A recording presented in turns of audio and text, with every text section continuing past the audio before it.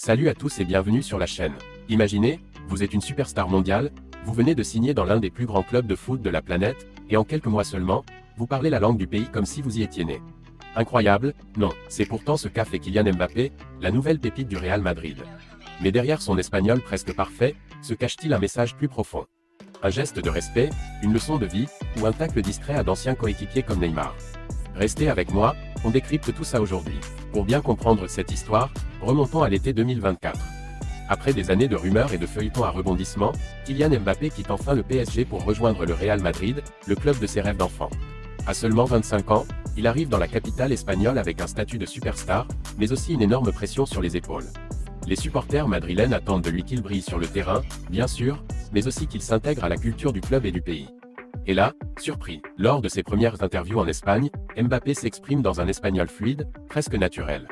Les fans sont bluffés, les médias s'enflamment, et les réseaux sociaux s'emballent. Comment un joueur français, qui n'a passé que quelques mois en Espagne, peut-il déjà parler la langue aussi bien? C'est ce qu'il a expliqué récemment au micro du Média Brut. Dans cette interview, Kylian Mbappé donne une leçon d'humilité et d'adaptation. Voici ce qu'il dit, je cite, « Ça ressemble un peu au français. Ce sont deux langues latines, mais j'ai appris rapidement. Je suis arrivé à Madrid, je parlais déjà un peu, et le fait de vivre ici tous les jours m'a permis de parler couramment, et j'en suis content. » Mais il ne s'arrête pas là. Mbappé va plus loin et explique pourquoi il a fait cet effort. Je pense que c'est une marque de respect, quand tu arrives quelque part, de parler la langue du pays. Je pense que quand on est en France, on est bien content que les gens apprennent le français. Ils ont leur langue, ils ont leurs règles, leurs coutumes, on essaie de s'adapter. Ce mot résonne particulièrement dans un monde du football où les stars internationales sont parfois critiquées pour leur manque d'effort d'intégration.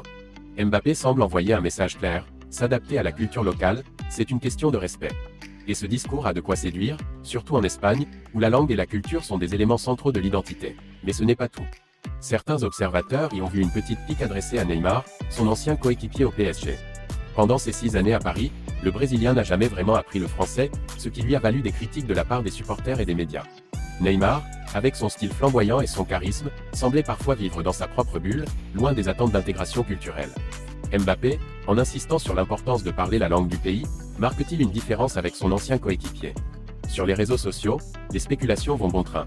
Certains internautes parlent d'un « tacle subtil », tandis que d'autres défendent Neymar, arguant qu'apprendre une langue n'est pas une obligation pour briller sur le terrain. Mais soyons clairs, Mbappé ne cite jamais Neymar directement. Est-ce vraiment une critique voilée, ou simplement une réflexion personnelle sur l'importance de s'intégrer? C'est là que l'histoire devient fascinante, car elle soulève une question plus large. Jusqu'où une star internationale doit-elle s'adapter à son nouveau pays? Cette déclaration de Mbappé dépasse le simple cadre du football. Elle touche à des thèmes universels, l'intégration, le respect des cultures, et la responsabilité des figures publiques.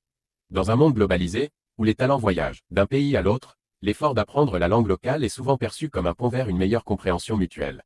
Mbappé, en tant que jeune leader et icône mondiale, semble vouloir incarner cet idéal. Son discours peut aussi être vu comme une réponse aux attentes des supporters, qui veulent voir leurs stars s'investir pleinement dans leur nouvelle maison. En Espagne, où le Real Madrid est plus qu'un club, c'est une institution, cet effort linguistique est un signal fort, mais cette histoire soulève aussi des questions. Est-il juste d'exiger d'un joueur étranger qu'il apprenne la langue? Le talent sur le terrain ne suffit-il pas? Et dans quelle mesure ce débat reflète-t-il des attentes culturelles plus larges, notamment en Afrique, où les questions d'identité et d'intégration sont souvent au cœur des discussions? Kylian Mbappé, en maîtrisant l'espagnol en un temps record, ne se contente pas de briller sur le terrain. Il envoie un message puissant sur le respect, l'adaptation et l'importance de s'immerger dans une nouvelle culture. Mais derrière ces mots, y a-t-il une critique implicite de ceux qui choisissent une autre voie, comme Neymar?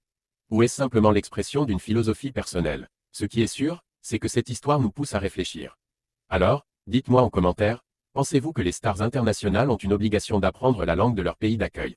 Ou le talent doit-il passer avant tout? Votre avis m'intéresse, alors lâchez-vous dans les commentaires, likez la vidéo, abonnez-vous si ce n'est pas encore fait, et on se retrouve très vite pour décrypter une nouvelle actu.